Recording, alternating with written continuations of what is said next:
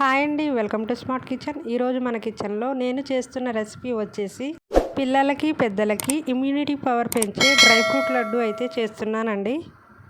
Natural ఇంగ్రీడియంట్స్తో ఇంట్లోనే సింపుల్గా చేసేద్దాం రండి. ముందుగా కాజు 1 కప్పు తీసుకోవాలి, బాదం 1 కప్పు తీసుకోవాలి, పంప్కిన్ సీడ్స్ 1 కప్పు తీసుకోవాలి, డేట్స్ అండి నేనైతే లైన్ డేట్స్ తీసుకున్నాను, 2 స్పూన్స్ వాటర్ మిలన్ సీడ్స్ తీసుకోవాలి, కిస్మిస్ 1 కప్పు తీసుకోవాలి,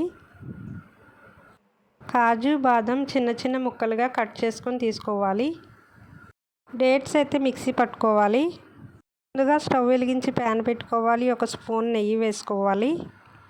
నెయ్యి కరిగిన తర్వాత కట్ చేసి పెట్టుకున్న డ్రై ఫ్రూట్స్ ఒక్కొక్కటిగా వేసుకోవాలి. బాదం కాజు వేసుకొని ఫ్రై చేసుకోవాలి.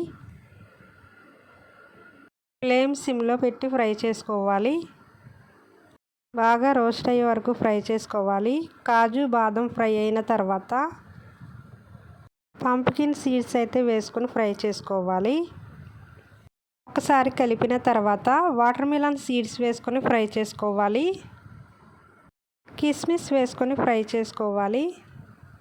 డ్రై ఫ్రూట్స్ అన్నీ రెడ్ కలర్లోకి వచ్చే వరకు ఫ్రై చేసుకోవాలి. చివరిగా 1 స్పూన్ గసగసాలు వేసుకొని ఫ్రై చేసుకోవాలి. డ్రై ఫ్రూట్స్ అయితే ఫ్రై అయిపోయాయండి, బౌల్లోకి తీసుకోవాలి. అదే ప్యాన్లో 1 స్పూన్ నెయ్యి వేసుకొని మిక్సీ పట్టుకున్న డేట్స్ వేసుకొని ఫ్రై చేసుకోవాలి. డేట్స్ బాగా ఫ్రై అయిన తర్వాత ముందుగా ఫ్రై చేసి పెట్టుకున్న డ్రై ఫ్రూట్స్ని అయితే డేట్స్లో వేసుకొని బాగా కలుపుకోవాలి. డ్రై ఫ్రూట్స్ డేట్స్ బాగా కలిసిన తర్వాత స్టవ్ ఆఫ్ చేసుకొని బాగా చల్లారనివ్వాలి. డ్రై ఫ్రూట్స్ అయితే చల్లారిపోయాయండి, లడ్డూలు చేసేద్దాం. సింపుల్గా చాలా ఫాస్ట్గా రెడీ అయిపోతాయండి లడ్డూలు అయితే.